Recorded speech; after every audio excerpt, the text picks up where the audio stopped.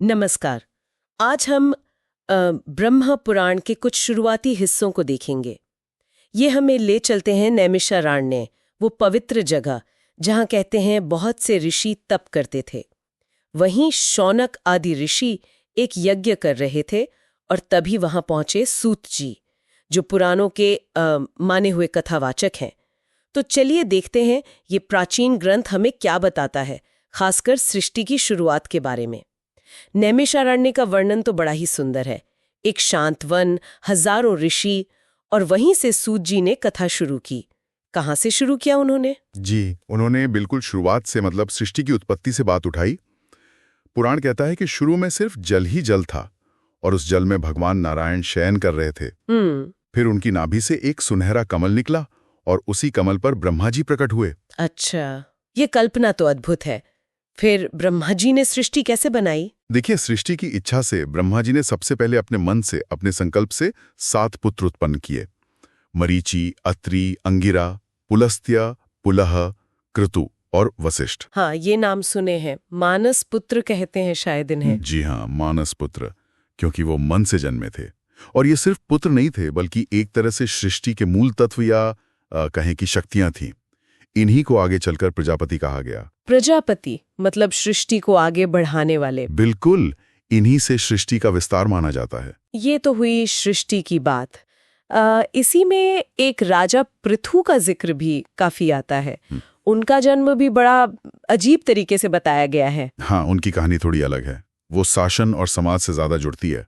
उनसे पहले राजा थे वेन, जो थोड़े अत्याचारी हो गए थे। अच्छा, तो फिर तो ऋषियों ने उन्हें पद से हटा दिया, मतलब उनका वध कर दिया, और फिर उनकी भुजाओं का मंथन किया। कहते हैं दाहिनी भुजा के मंथन से राजा पृथु प्रकट हुए, तेजस्वी, कवच और धनुष बाण के साथ। भुजाओं के मंथन से, ये तो बड़ा प्रतीकात्मक लगता है। हाँ, शायद ये शक्ति और कर्तव्य के सीधे जन्म का प्रतीक है।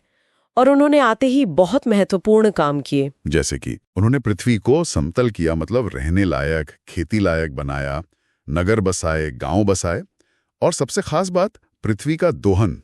पृथ्वी का दोहन मतलब? उस समय शायद संसाधनों की कमी रही होगी, तो पृथु ने पृथ्वी को एक गाय की तरह माना और उसे दूहा, मतलब देवता, ऋषि, मनुष्य, नाग, यक्ष, सब ने अपनी अपनी जरूरत के हिसाब से अन्न, रत्न, औषधियां, जो भी जीवन के लिए जरूरी था, वो सब प्राप्त किया। वाह, पृथ्वी को गाय मानकर दोहन, इसका क्या मतलब हो सकता है? गहरा मतलब? इसका गहरा मतलब यही है कि एक अच्छा राजा सिर्फ कानून व्यवस्था नहीं देखता, वो ये भी पक्का करता है कि प्रकृति के जो संसाधन हैं, वो समाज के हर वर्ग तक उनकी जरूरत के हिसाब से पहुंचे। एक तरह का सस्टेनेबल रिसोर्स मैनेजमेंट। हाँ, बिल्कुल कह सकते हैं। उस जमाने के हिसाब से ये राजा के कर्तव्य, जिसे राजधर्म कहते हैं, उसका एक बहुत अच्छा उदाहरण है। वाकई, जे सिर्फ कहानी में लगती है तो जैसे शासन का एक मॉडल बता रही हैं। इन हिस्सों में और क्या-क्या मिलता है? आपने पहले सूर्यवंश, चंद्रवंश, भूगोल का भी जिक्र किया था। जी हाँ, ब्रह्म पुराण के ये शुरुआती हिस्से आगे चलकर सूर्यवंश और चंद्रवंश की भी रूपरेखा देते हैं, जिनसे हमारे प्राचीन राजवंशों की कहानियां जुड़ी हैं। वैवस्वत मनु और उनके वंशजों का जिक्र आता है। और भूगोल? हाँ, उस समय दुनिया को लेकर जो समझ थी, उसकी भी झलक मिलती है, जैसे 7 द्वीप, 7 समुद्रों की कल्पना। हालांकि इनका पूरा विस्तार आगे के अध्यायों में। और पुरुषोत्तम क्षेत्र, जगन्नाथपुरी? बिल्कुल, पुरुषोत्तम क्षेत्र यानी आज का जगन्नाथपुरी, उसकी महिमा का वर्णन भी यहीं से शुरू हो जाता है। ये दिखाता है कि कैसे पुराणों में सृष्टि, इतिहास, भूगोल, धर्म, तीर्थ सब कुछ आपस में गुथा हुआ है। तो मतलब हम कह सकते हैं कि ये पुराण सिर्फ पूजा पाठ की किताबें नहीं, बल्कि उस समय के ज्ञान का एक तरह का विश्वकोश है। हाँ, बिल्कुल सही कहा आपने। ये ज्ञान के भंडार हैं। इनमें सृष्टि कैसे बनी, इतिहास क्या रहा, भूगोल कैसा था, कौन से राजवंश थे, धर्म क्या है, नीति क्या है, यहाँ तक कि जीवन कैसे जिया जाए, ये सब कथाओं और संवादों के रूप में है। ये हमें उस काल की सोच, उस समाज की एक तस्वीर देते हैं।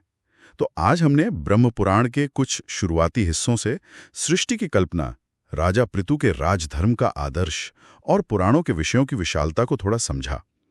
और अंत में एक बात सोचने के लिए छोड़ जाते हैं कि ये हजारों साल पुरानी कथाएं जो सृष्टि और प्राचीन राजाओं की बात करती हैं, क्या आज भी हमें, हमारे समाज को, हमारी शासन व्यवस्था को या प्रकृति के साथ हमारे रिश्ते को लेकर कुछ नया सोचने की प्रेरणा दे सकती